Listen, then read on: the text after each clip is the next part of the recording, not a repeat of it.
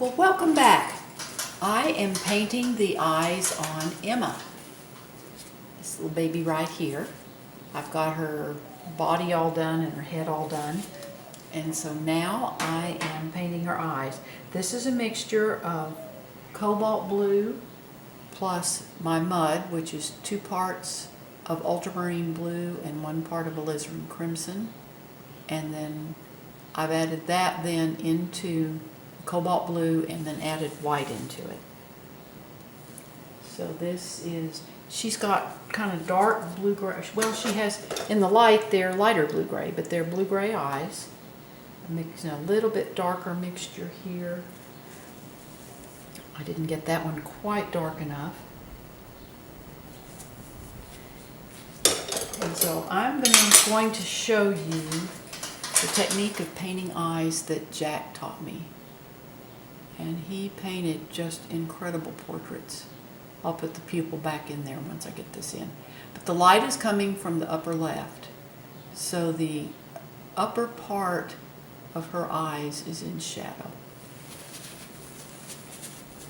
And since we're seeing with the light, their eyes are mostly, their pupils are very small. They're just going to be slits. So we have mostly iris here.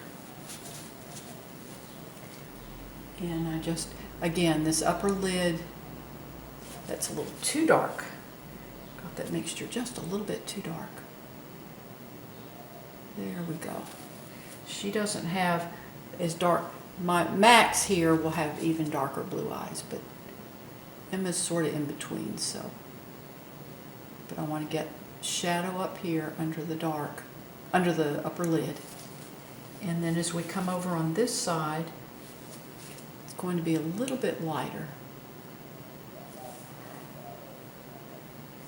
Not a whole lot, because we're going to add that lightness in just a second. But this is a little bit lighter on this side. And she has really big eyes. Now the rim of her eyes, I'm actually going to make with ivory black. And we just come in here. Now this brush is, those of you who have watched my videos before know I prefer bright brushes. They have a square end. But this is actually called a round. This makes a really nice point. This is one of the few brushes that I use that's not one of the square tipped.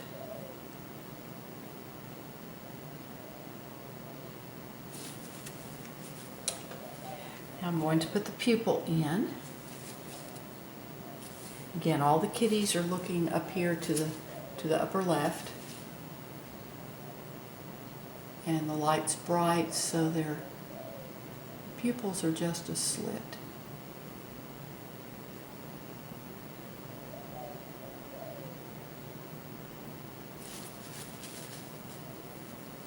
Make this one a little bit wider here.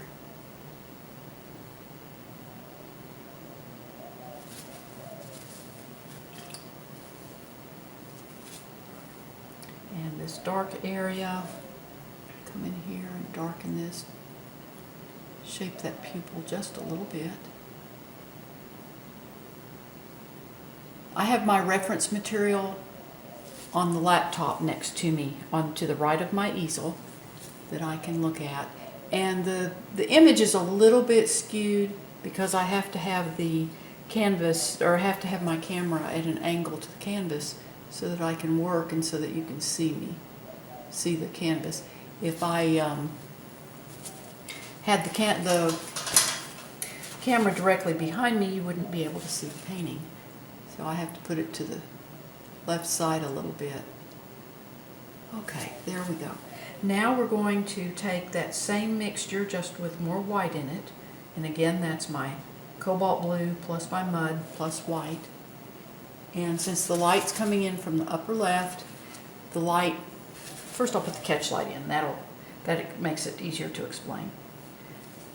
The catch light is right here up at the edge of the iris and the pupil.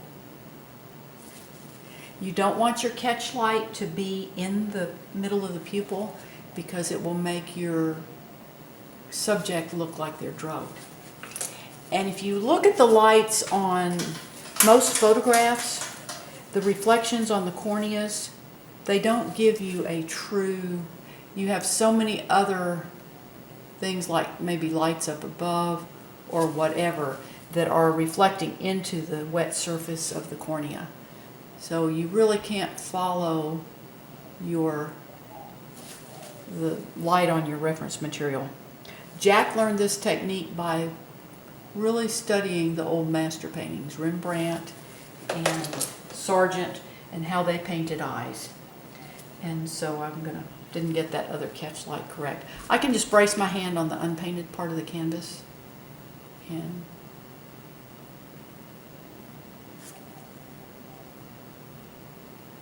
get that catch light in there. Still didn't get it right. This is a process. This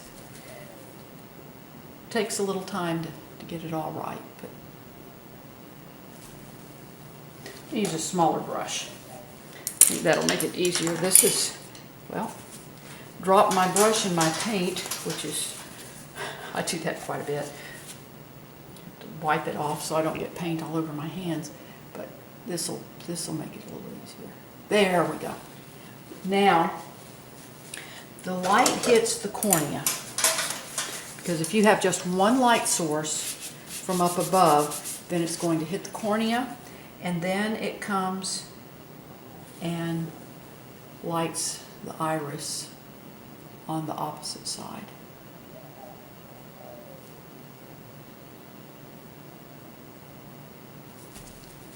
And this really gives life to the eyes. Your eyes, any kind of portrait, the eyes are the soul of the portrait.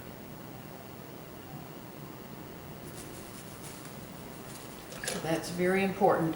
And then right in the, directly across, the light's coming this way, directly across from the catch light, it's going to even be a little bit lighter right in here. It's not real apparent. Let me get a little lighter mixture.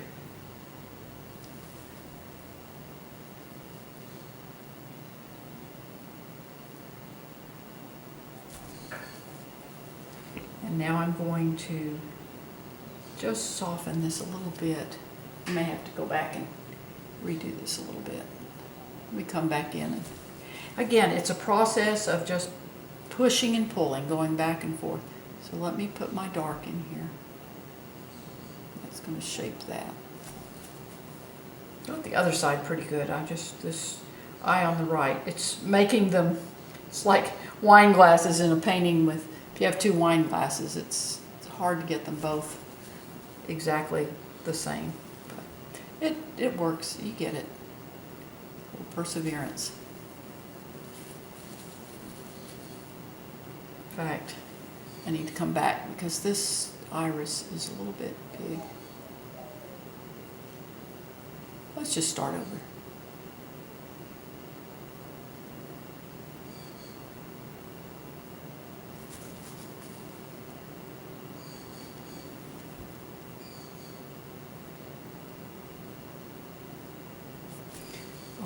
Now, we're going to come back and add our lighter portion in here.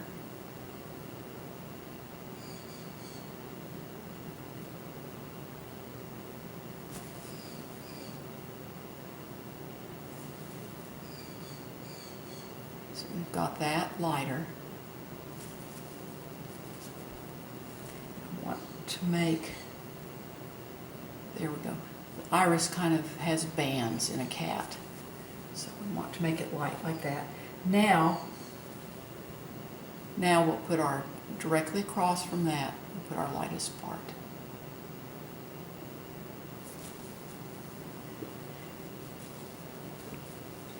And I need to come back and work on my iris just a little bit and the rim of the eye.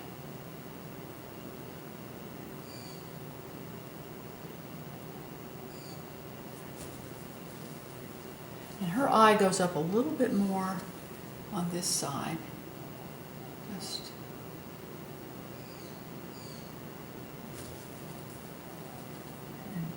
bring her. I've saved all of my fur colors.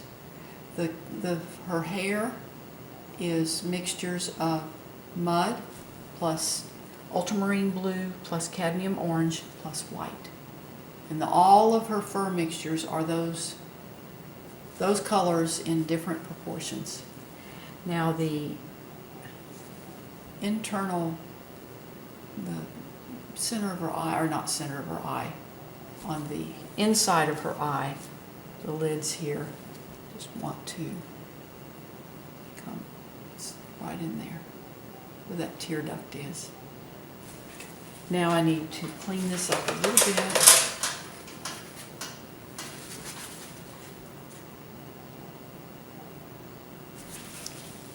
That up, and then this white actually comes up a little bit taller here.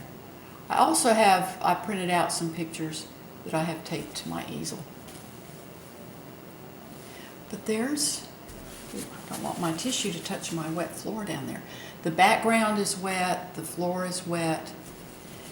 This allows me, by painting the cats while the background is still wet, I can make that fur very soft and feathery, the edges of it. It would be very difficult to do that if I waited until that background was dry. There we go. So there's Emma. And I just want to thank you again for watching my YouTube videos. I heard something really interesting the other day. It said, heard some people talking, and one of them said, kindness doesn't cost us anything. It costs $0 and 0 cents. So just remember, when you're kind to somebody, it doesn't cost you anything to be kind to someone. And it pays off big time in helping them. So just be kind to somebody today. And I just appreciate you watching my videos. Please visit my blog. The link is in the description below. It's also, the address is on the final frame of my YouTube video. I show the complete step-by-step process of this painting, as well as others I do. And I thank you again. You have a great day.